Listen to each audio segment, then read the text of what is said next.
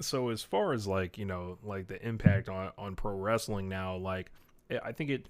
I'm trying to think about how it impacts more than just WWE. Like you got to think like the talent recruitment strategy. Like WWE is looking at independent wrestlers again. Like it's well known, like SummerSlam weekend, there's going to be tryouts for indie guys. I have a friend that's an independent wrestler that recently spoke with WWE and has kind of been in contact. That is trying to get recruited there. I basically I'm looking across, at AEW. TK sent that tweet out and saying he's the longest running CEO and all that. I think TK has to also like look at his roster like now because like maybe some of the people that maybe had no chance in WWE before, you got to take care of those people a little better now.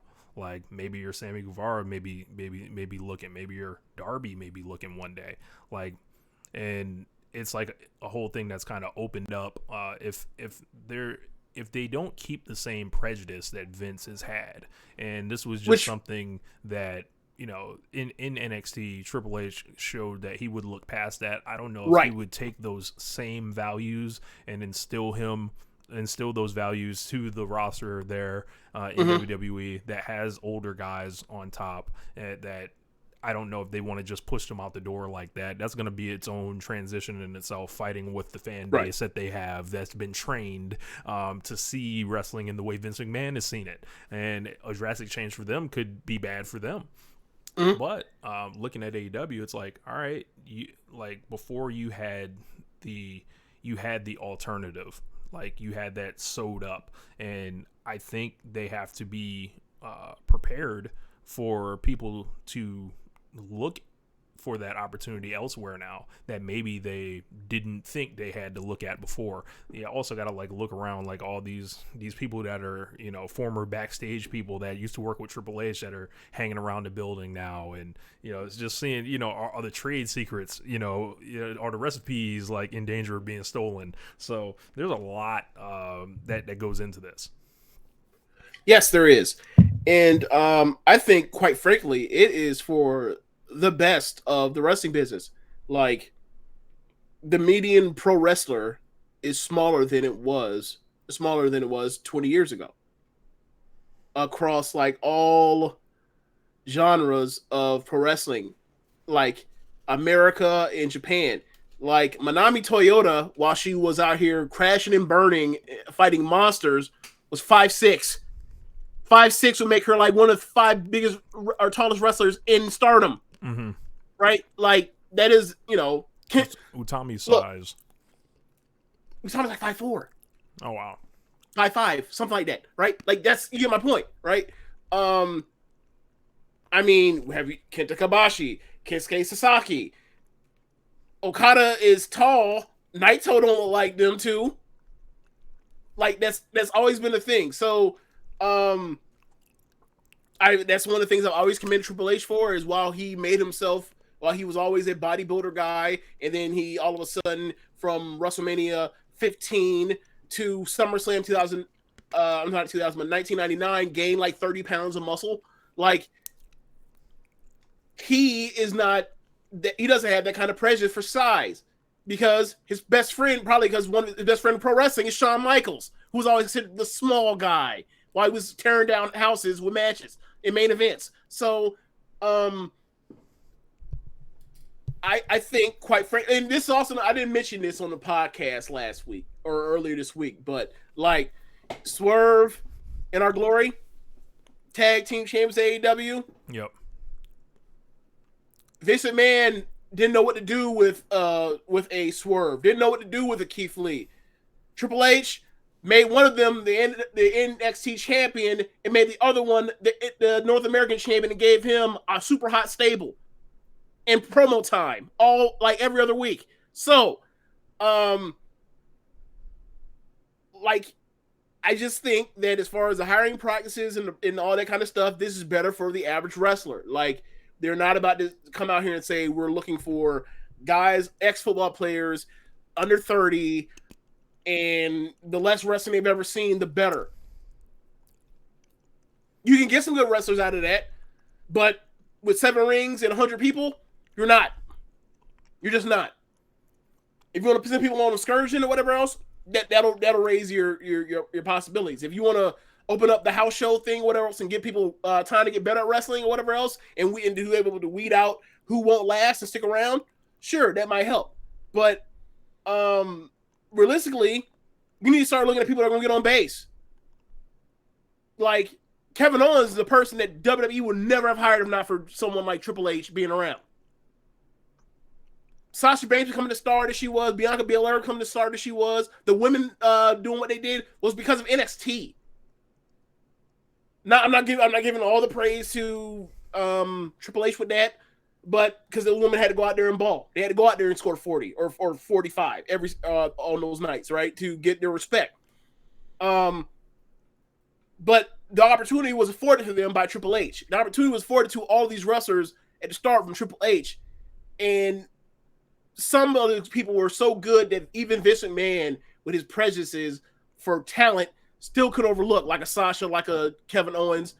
So yeah, like for me, I think it's for the best. And like the average guy is going to be, or not the average size guy that is a good talker, a good wrestler, blah blah blah blah, star appeal, whatever else, is gonna be looked on of, does this person get on base more than, oh, well, we give this person X, Y, and Z, they may be half as good as this person that's right before us right now. So yeah, like I think it's for the better. Vince McMahon inherited his territory from his father at a discount rate. Stole Hulk Hogan from the AWA, rode Hulkamania to unprecedented success. Anybody could have done that. the only the respect I will give Vince is the idea that he recognized that this shit was going to cable. He used his advantages to further his advantages ruthlessly, right? Like that is like when people talk about Nick Saban being how great of a coach he is in college football, the first thing he'll always say is, I'm not the best coach. I'm the best recruiter. So going out there and say, hey, all you regional territories, send me your tapes. We'll put these guys on our tape, on our television. And the next thing you know, he poached all the top guys and put them all together. That was smart. All the dirty business invented by... That was smart. Not, I don't want to say... Ruthless. It's ruthless, but it was smart. I don't want to say invented by Vince, because I'm sure somebody taught it to him. But, yeah, like, there's a lot more, like, ruthless business, like, tactics, killing of the territories. Like, when we talk about the spirit of pro wrestling and, all the territories everyone looks back on fondly, all them shits got swallowed by this juggernaut who, in the end, made wrestling less popular than it was by the end of his run. Yeah. Hey, Brewhaven, I see your thing. You said, I don't know, last year or so, Triple H NXT was kind of trash. Yeah, they were in a LA Fitness with no fans.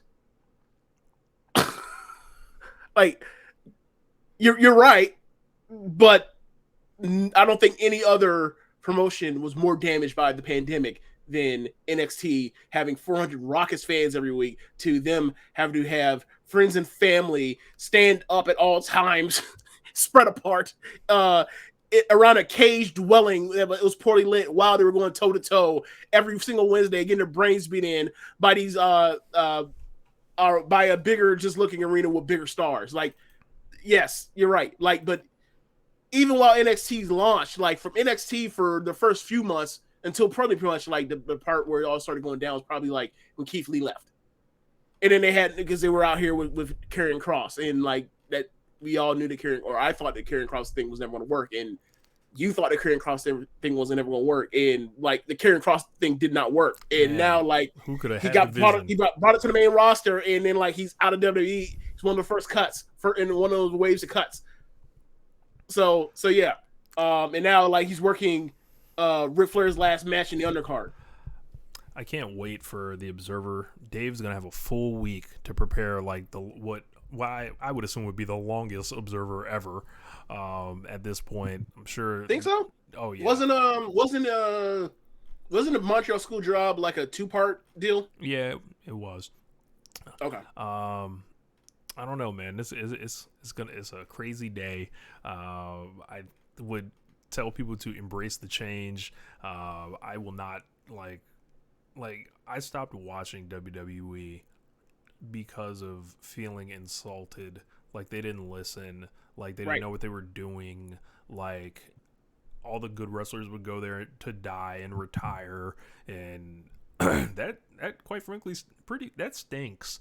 I don't clamor for them to do better. Like I don't have this attachment to them or anything. So like if they do better, great. Um, but it's like I'm looking at Vince and I'm just like, how did this go on for so long unchecked? And it's like absolute power corrupts. And at the end of the day, we know what this is. Like, this is not an old man making a decision, that he's moving on because he wants to do something else in life. Vince McMahon wants to do nothing else. He tries other things all the time and fails at them, like, repeatedly. He was, at the end of the day, he was a dirty, slimy pro wrestling promoter, like he hated, and he was gonna die in the chair until the block got too hot, point blank. Like, and like, people can have their memories of him. The suckers are gonna chant "Thank you, Vince" and bow to him and act like he created pro wrestling. Like I believe the Jimmy Van guy was saying, or a lot of those kind of narratives. Like, Smoky I'm sorry, hallways. man. Giant Baba was around. Antonio Inoki was around. Fucking Bill Watts was around. Vern Gagne was around. Like, the Von Erichs were Fritz Von Erich was around. Folks in L.A. like I'm not sure, like, the name Roy Shire was around. Like, Yep. all these other people were around doing pro wrestling. Pro wrestling will always come back in a new form with You new mentioned people Paul doing Bosch it. from Houston. Paul Bosch in Houston, Mid South, Bill Watts, like Eddie Graham in Florida, Mm-hmm.